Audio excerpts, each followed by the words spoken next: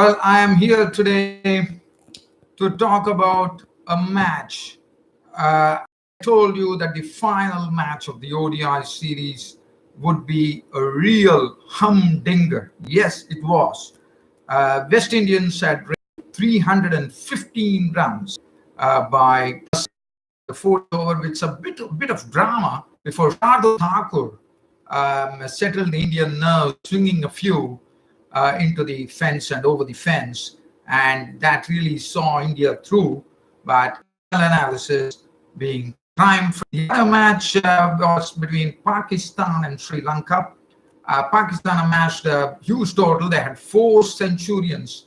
The first four of the top. Masood did a century. So four centuries in the top half for the Pakistan.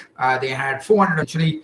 He was really put, and I will come back to that, and we will talk about it. But right away, we are jumping into that humdinger of a match which happened between India and West Indies in the final ODI.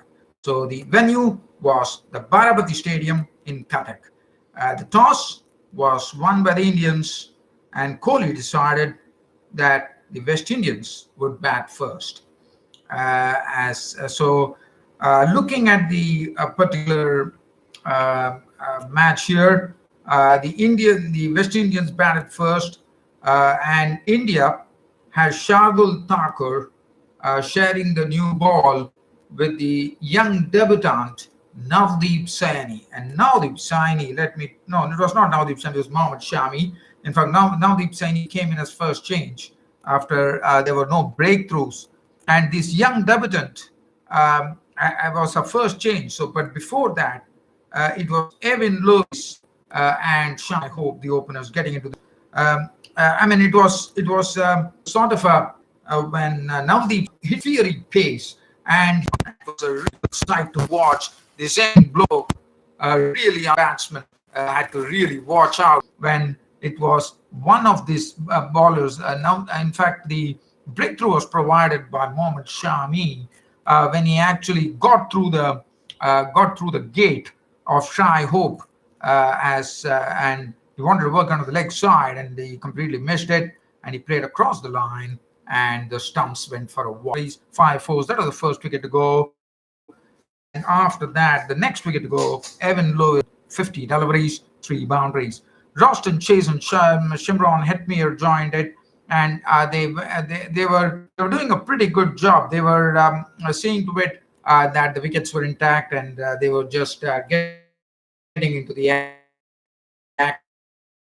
Basically, they are 60 runs to the good, and that was the time this bloke Navdeep Saini, using Navdeep Saini in a wonderful manner. He was using him in short bursts to just keep him fresh with his pace, and I thought that was a very brilliant move by Virat Kohli. And Navdeep Saini took the ball, and he started worrying the batsmen. Shimron Hetmyer, Nicholas Puran, they were not really getting to back to ball, and they were beaten quite a few times.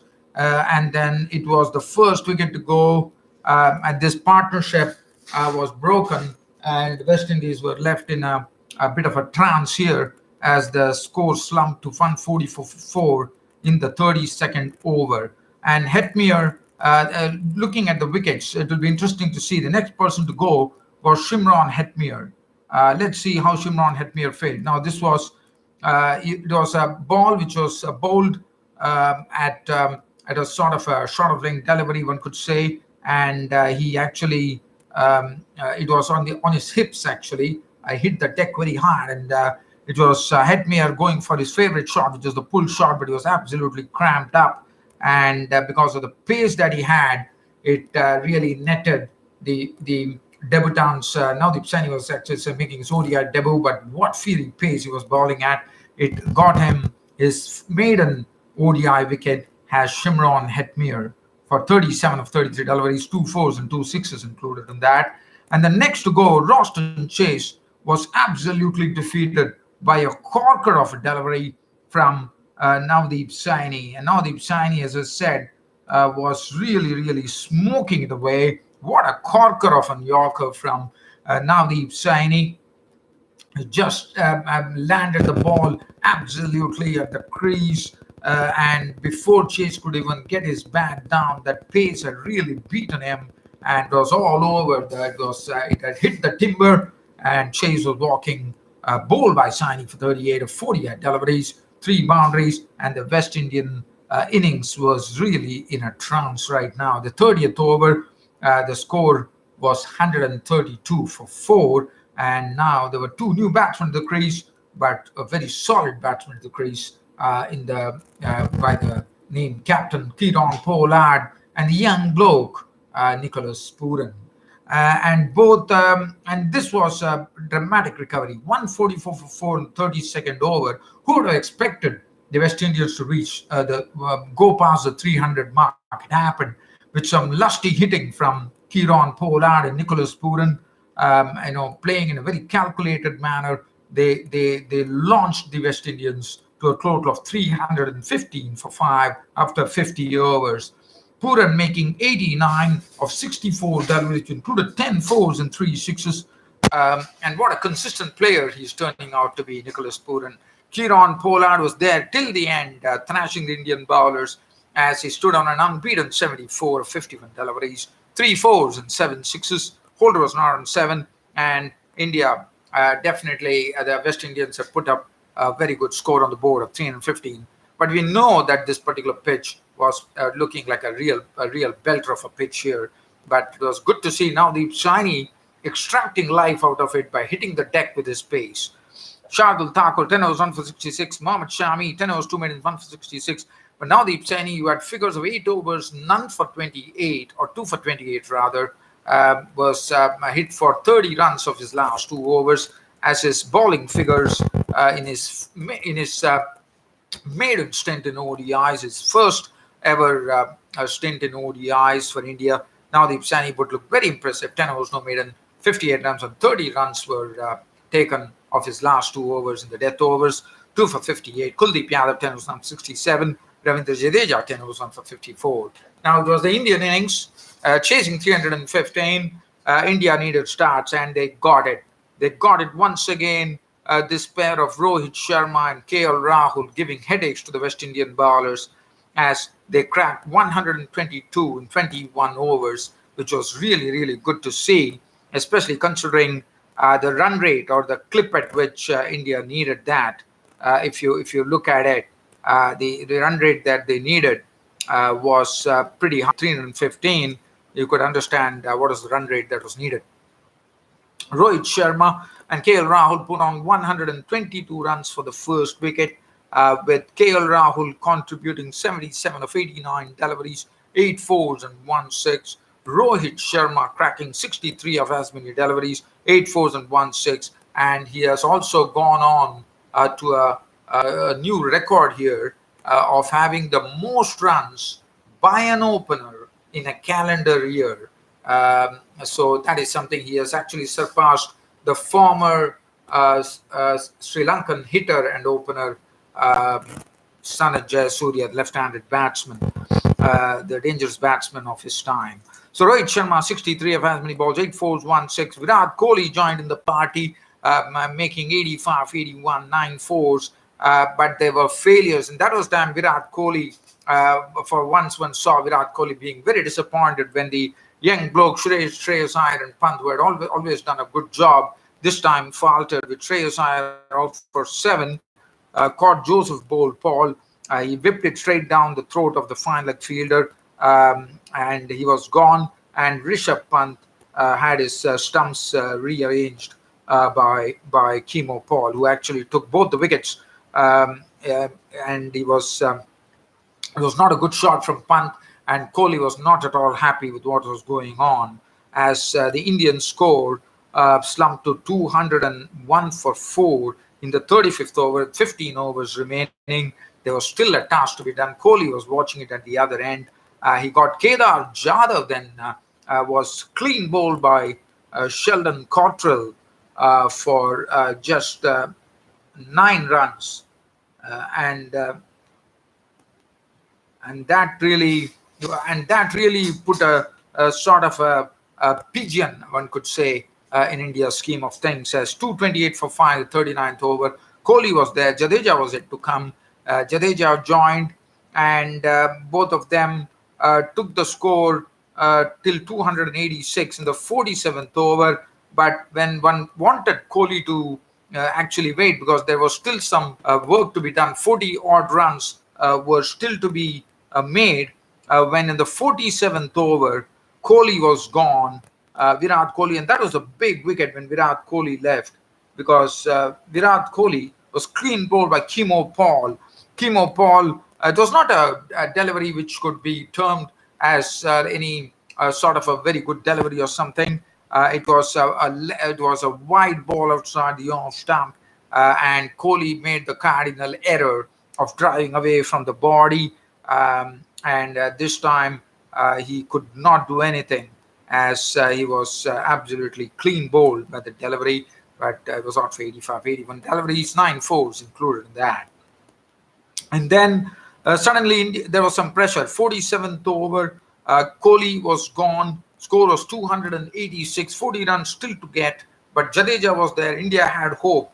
But Shardul Thakur came. I mean, he was the only batsman who was left, and he's an all-rounder. He came. He bats at number 8. He comes there, and he cracks a very useful 17 runs.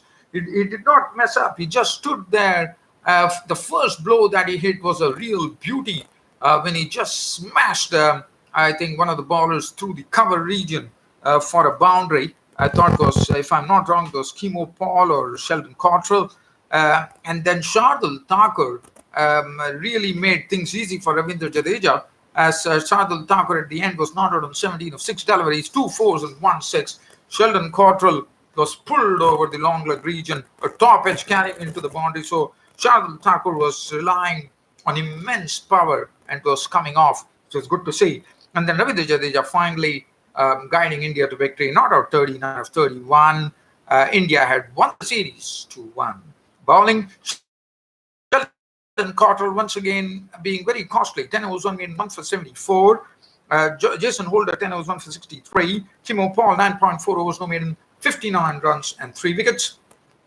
Roshan Chase, 4 overs, no maiden, none for 19.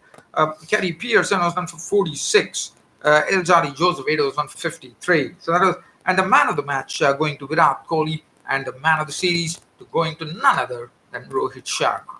So that is as far as this particular match was concerned. So the one-day series is all done and dusted. But I have to say that we had a wonderful one-day series which happened. Now let's turn our attention down to the test match between Pakistan and Sri Lanka. We are talking about day 4, and day 5 is something where Pakistan are just away from victory, one could say. So let's have a look at what's happening.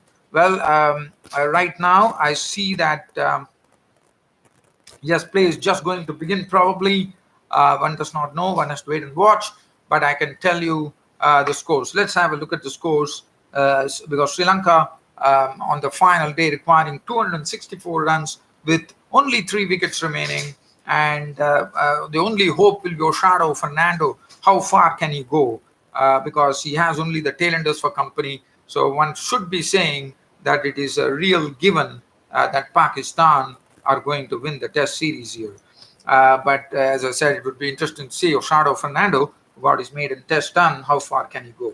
So as I said, Pakistan getting 4 centuries there on the top. Shan Masood 135 of 198 deliveries, 7 fours, 3 sixes. Abid Ali 174 of 281 deliveries, 21 fours and 1 6. Azhari 118 with 13 boundaries. Babar Azam pasting 100 with 7 fours and 1 6. Rizwan Asnar 21 and 555 for 3, setting a target of 476 into the Sri Lankans.